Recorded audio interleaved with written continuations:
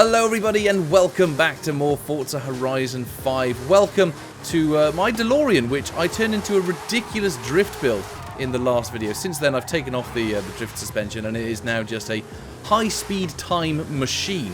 And I'm currently driving it up what I would argue is one of the best roads in Forza Horizon history. Now, I did a video when Forza Horizon 4 came out where I searched the map for the best driving roads, and it took me a while because Forza Horizon 4 was very much a mixed bag when it came to the map. Horizon 5, however, I feel is a much better map, much more diverse. But when it comes to the roads, there is no competition for the best driving road in the game. It is literally this road right here. It's about 7 miles long. Just some tarmac that's just been stretched and dropped onto the side of a volcano, and it's a really good path. Now in that last video, you saw me attempt to go up here as sideways for as much as possible, and the DeLorean turned out to be an incredibly good drift car. You can see this time around now, I've actually got a Back to the Future livery as I crash off the mountain. But what I want to do today is not drift up here. I want to see how fast I can go up here. Now, in one of my previous videos, I tested out, where is it? The Mercedes AMG One, the cover car for Forza Horizon 5, and what a machine this is. Now, I think this would be a good car to start off these events with. I want to see how fast we can go up this mountain, and I feel like the AMG One is a very strong candidate for this. Here we go then, Mercedes AMG One, off the line, nice and quick. Of course, we've got it in sport mode, and it's going to do these corners not as fast as I thought they would, to be fair, but then again, the last time I drove around here, I was in a drift car, so I was going much slower. I do apologise in advance for my atrocious driving. I want to try and see how fast I can go up these hills. It doesn't necessarily reflect the car's ability, it just reflects how crap I am at driving. But we're already 25% up the route.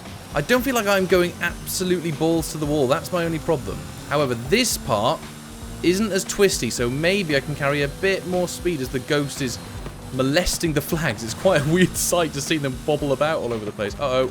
I've hit the wall. Oh, pants. So here we go then.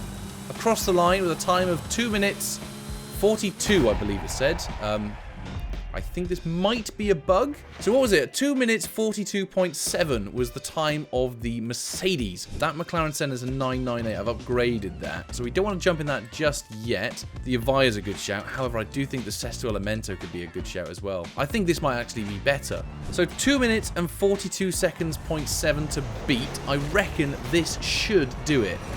However, then again, these have both been completely stock cars. I think after this Lambo attempt, we're going to jump into some of the more upgraded ones. I think my upgraded McLaren Senna should be a rocket ship up here. I absolutely love the Sesto Elemento. Such an underrated Lamborghini. I remember the first time I saw this on Top Gear and I was like, I want 10 of these, please. I remember using this car in Forza Motorsport 4 and I just absolutely adored it. So I'm so glad they're bringing back some of the older Forza vehicles back to the franchise as I go on the grass a little bit there. I don't know if that's actually going to slow me down or speed me up. We will find out. Right, a quarter left to go. And in these high-speed left, right, left section, this car feels way better. Way better. Here we go. I can see the finish line. This is going to be a bit quicker. This is going to be a lot quicker. That's a 2 minutes 36 as we get another slightly glitched out camera angle at the end there. 236.4, however, it was invalidated, which is a little bit annoying, so hopefully the next car will be a clean lap time. I am looking at the Lotus Evija right now. I think this could be absolutely rapid. 2,000 horsepower, nearly weighs around 4,000 pounds, but I think that could be a good shout. I think the Lotus Evija, like, oh, come on, let's jump in that. Right, let's see what the Lotus can do. Of course, this is electric, which means we are going to get instant torque, so we're going to get a good start. Only problem is I find with electric vehicles, they understeer like there is absolutely no tomorrow. So in a straight line, this may be absolutely rapid, and exiting the corners, we're going to get a bunch of speed. But I just want to hope that the brakes are as good as the acceleration is. We are sliding a little bit as well. This thing, again, 2,000 horsepower this thing's got. Here we go then. I'm trying to go as fast as possible, listening to the Dyson vacuum cleaner engine. I'll admit, this has been a much messier hill climb run than the other two. Don't want to hit the barrier this time like I did in the Elemento. Lovely job. Okay, how fast can we go down here? Because this is where I feel like this Lotus is going to fly. But again, it's four-wheel drive. It's going to understeer, I think, into these corners. We're getting understeer, we're getting oversteer, we're getting all sorts of steer. We're going wide and the back end comes out. So the Sesto Elemento did it in a... Ooh. How close was that? That was a very close finish. So the Sesto Elemento did it in a 236.4. That was a 237. Again, in a straight line, the Lotus is fantastic. But around the corners, it's just losing the speed. It also weighs a lot more too, so maybe losing time with that. Right, let's go in something lighter, something faster, and something with a petrol engine, methinks. I am thinking we do jump in this, however. This car is amazing. This is the Apollo Intensa Emo, whatever it's called. Likes to slit its wrist, whatever. This is the welcome pack version of the car. Now, this has been upgraded. It's got phenomenal handling, 930 horsepower, and it weighs just under 2.5 pounds. 2,500 pounds, not 2.5. The lightest car in the world, the Apollo. Rear-wheel drive, and a lot of power going to those rear wheels. However, there is a massive wing on the back, as well as, I'm pretty sure, all the aero going on. Look at this. This car just looks like an absolute monster. So the fact that we've not got four-wheel drive should mean we will be quicker round these corners, and I can feel that already. This car is bloody awesome. It's actually manageable for 930 horsepower, nearly 1,000 horsepower going into those rear tyres.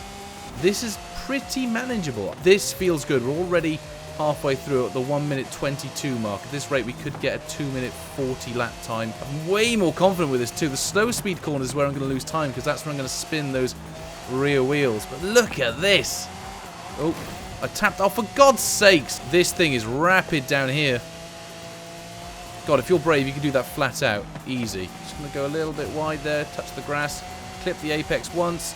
Twice. Here we go. Come up to the finishing line. 2 minutes 29, I think I just saw there.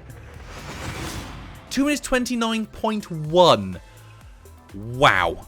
The Apollo is rather quick. However, it is invalidated. I did touch the wall, but 229 is pretty quick up here. I think we've got two more cars that I think could possibly beat this. And if not, I think the Apollo may be crowned the king. Right, I think it's time we go in my upgraded Senna. 998 PI with 1,160 horsepower, and it weighs just over 2,500 pounds. But how good is it going to be to get up the Volcano? Here we go then. Not the best start, a lot of wheel spin. Chucked into third to sort of minimalise the amount of spinach that we get on the rear wheels. Brake in early, don't want to go too fast into the walls there. I'd quite like to keep this a clean lap time so we don't get any yellow exclamation marks. Oh, bit too much power there. Got the back end out. Okay, we're good. We're good. Decent exit there. Could have done that line a bit better. That was a good line through there. Oh, I'm loving this. This feels good. This feels fast as well. Clip that barrier. Oh, for God's sake. I think that's the barrier that I hit all the bloody time. All the issues that I've had with this car are nothing to do with the actual car. It's all to do with my driving style. The fact that it's invalidated is totally my fault. I could have easily avoided that if I was just a little bit less of a moron. But here we go. My favourite part of this hill climb now. I am loving this section. Can we do this flat? Dare I do this flat? Okay, I had to brake. Oh my God, you're going to need some big balls to do that flat out. And we're going to just clip that apex. Don't put power down just yet. Here we go. Flat out then through here. And here. And we're going to get a, what time's up? 2:28. That was faster than the Apollo. That's the fastest time we've had. 2:28.3. That's the fastest time we've had. Ooh, this is spicy. Now, I know there are other hypercars in this S2 class that I've not used. But again, if you do want to do this challenge for yourself, please go ahead. The Rivals mode is incredibly fun and can be a good way to make XP and money. But my final car is going to not be this Mercedes. It is, in fact, going to be a Forza Edition. Boo! But it's going to be a BMW X5. If you've not got this car, it's an absolute machine. And I genuinely think this will be the fastest vehicle to go up this mountain right now. Faster than the Senna and the Apollo. Let's see if I'm going to eat my words, but here we go. So for all of this video, I've been using predominantly hypercars to try and climb this mountain. But here I am in the king of what is the soccer mum's vehicles, the BMW X5, usually driving in the outside lane of a motorway, thinking that they're better than you because they're driving a car that drug dealers buy. But I kid you not, this Forza Edition is possibly one of the best cars I've driven in a Horizon game. It is so good. It is ridiculously good. Look at the speed we're carrying through these corners. I'm not taking the best lines because I'm talking and trying to drive at the same time, if I was to shut up for a second, which a few of you would probably rather, I'd probably get a much better lap time. But look how much grip this thing's got. Lovely stuff. Look at the speed that we got. Right, I'm not going into the barrier this time.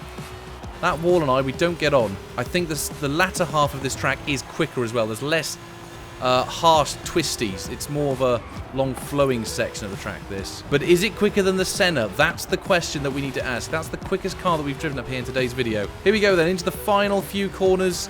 Can this BMW X5 actually beat a McLaren Senna? Not the best line through there by me. Oh, it's going to be close. It's going to be very close. It's going to be... Oh my God. I think I saw 226 there. And if that's the case... 26.2. That's the fastest vehicle we've driven up here today. So there we have it then. If you want to go fast up a Volcano, don't worry about getting a McLaren Senna or a Polo or even a Lotus Evija with 2,000 horsepower. All you need is one of these, a BMW X5. This thing is ridiculous, I should stress. Anyone else who's watching this video that has this BMW, you will know just how OP this vehicle really is as I spin out there. But yes, that's going to be it for today's video, ladies and gentlemen. Hopefully you've enjoyed. And if you want to jump into the Rivals event, let me know what lap times you're able to get going up the mountain. I say lap times. Let me know what times you're able to get doing the Volcano hill climb, or the Vulcan Sprint, as it's called there. But that's going to be it for today's video. Thank you very much for watching, ladies and gentlemen. Please be sure to leave a like, leave a comment and all that good stuff down below, and subscribe to the channel if you are new. And until then, I'll see you guys in the next video. Goodbye.